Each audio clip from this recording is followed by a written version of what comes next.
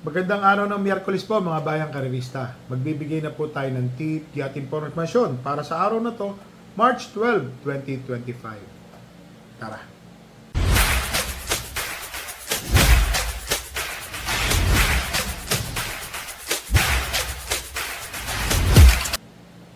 So mga bayang karerista, ngayong araw ng Miyerkules, wow!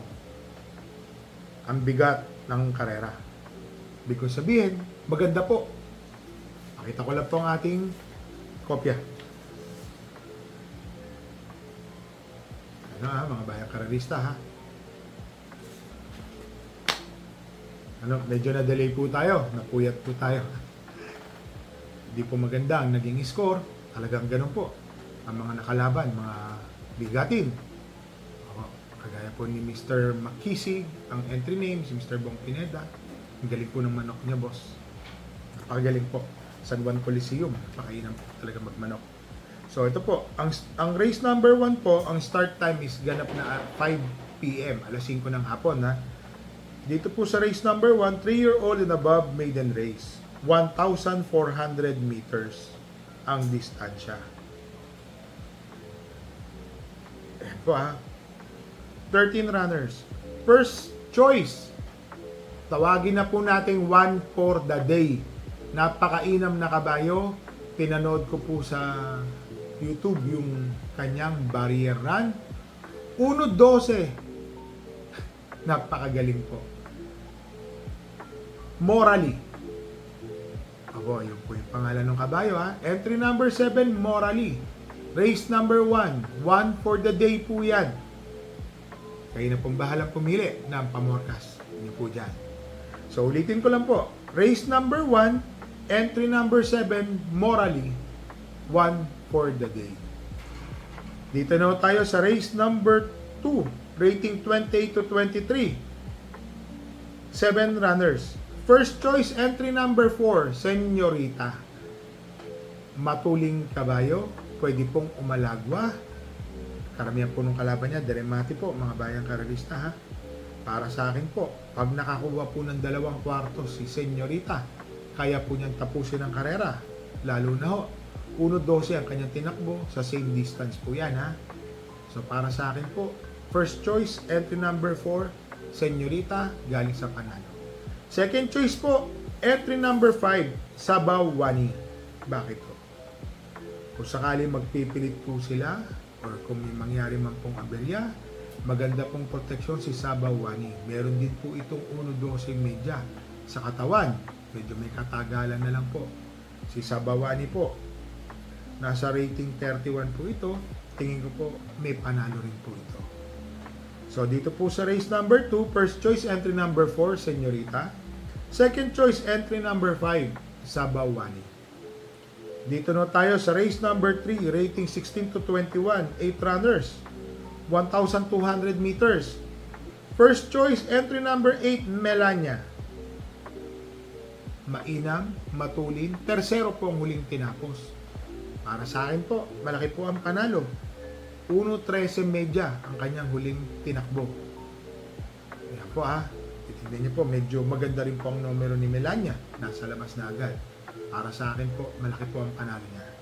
Second choice po, entry number 5, Matikas. Imported na kabayo po ito. Si Matikas po, tumapos din po yan ng Indamani. Ibig sabihin, segundo or tercero po yun. Huling takbo niya, 1:28 po ang kanyang tinapos sa 1,400 meters. Alam naman po natin, si Matikas, mabuting kabayo po yan. Tingin ko po, malaki po ang panalo ni Matikas. Naglagay po ako ng third choice. Entry number 7, Polite Bell. Galing po sa panalo. Tingin ko po, pwede pong umulit. JB Hernandez po ang papatong. Tingin ko po, may panalo po ito. So dito po sa race number 3, first choice, entry number 8, Melania. Second choice, entry number 5, Matikas. Third choice, entry number 7, Polite Bell. Dito na ho tayo sa race number 4, 9 runners, 1,400 meters. Rating 11 to 15 split po ito. First choice, entry number 7, Go G Go. JB Guerra, rating 13. Kung mari-review nyo lang po yung mga takbo na ito. Meron po itong 1.27 sa distansyang 1,400 meters. Para sa akin po, malaki po ang panalo. Second choice po, entry number 2, My Diamond. May katulinan po itong kabayo na to. Pwedeng manood na nag-uunahan, sa nag-uunahan. Nasa tersero pwestong malapit na malapit. Parekta, aalagwa. Alam nyo na, pwede po natin isama. Parati pong palaban, always in the money po yan. Segundo, tersero, kwarto, lalo na po. Ngayon po rating 14 din po si My Diamond. Ang kabayo po kasi, kaya ko po sinasabing gano'n, pagka parati po siyang natitimbang, pwede pong mag-aumento po yan. So, second choice ko po siya. Third choice ko po, entry number 9, Alindog.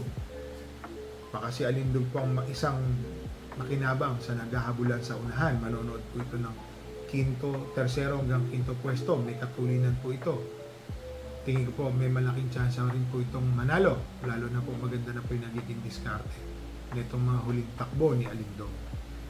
So dito sa race number 4, first choice entry number 7, Go Gigo. Second choice entry number 2, My Diamond.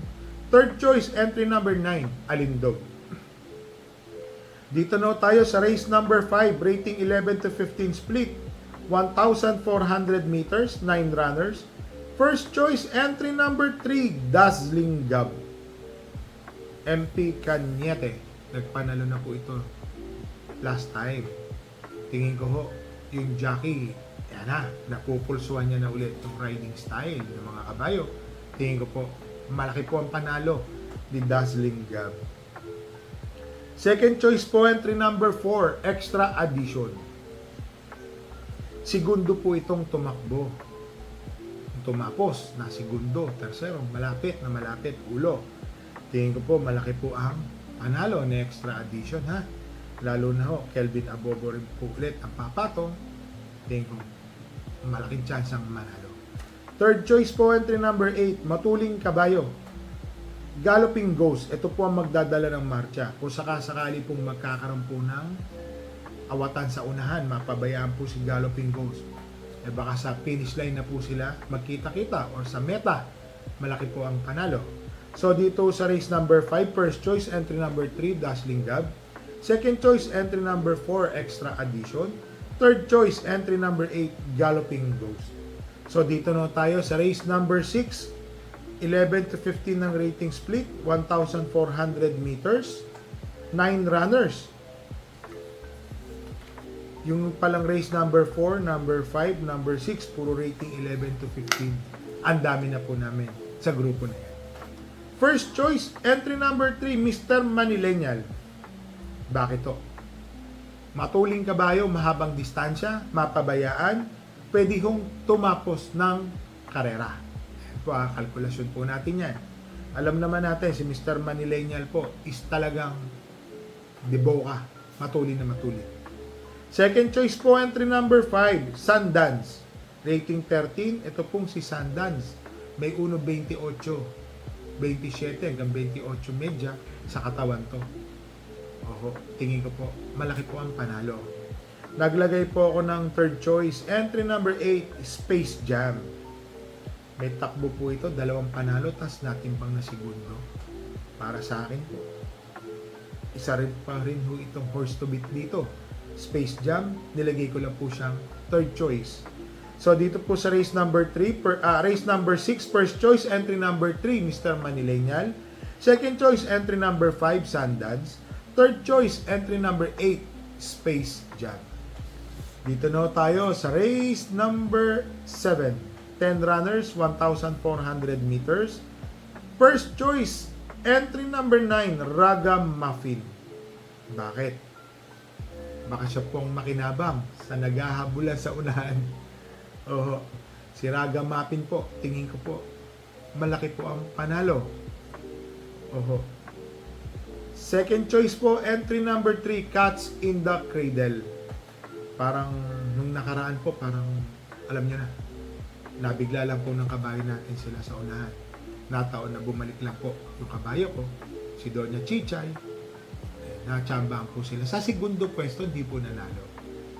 Nilagay ko lang pong third choice. Entry number 10, Doña Chichay. Opo. Tingin ko po may panalo. Kung sakali pong mapabayaan po nila sa unahan tong kabayo ko. Lalo na makakuha lang po ito ng isang kwarto. Kahit isang kwartos. 2 kwartos, bonus na po yan. Lalo na maganda po ang itsura ni Doña Chichay. Ako na pong bilang may-ari. Sinasabi ko po sa inyo, labas po yan. Yun lang po talagang dito sa karera na to. Madami pong matulin. Kagaya po ni Cats in the Cradle, Bad Boy MJ, Gold Rush. Si Doña Chichay po, alam niya, may instruction na po ako. Ngayong umaga, araw ng Miyerkules, nagbigay na po ako ng instruction. Labas po, may panalo. So, dito po sa race number 7, first choice, entry number 9, Ragamuffin. Second choice, entry number 3, Cats in the Cradle. Third choice, entry number 10, Doña Chichay. So, ito po. I-recap lang po natin ang ating tip. Kabayo po natin, race number 7, entry number 10, Doña Chichay. May panalo naman po. Sana ho, matsambahan po ulit sila. Alam niyo naman, sa karera, di po nawawala ang tsamba. Labas po yan. So ito po. Shoutout lang po tayo kay Mr. Manuel Tandes. Happy birthday po kay Mr.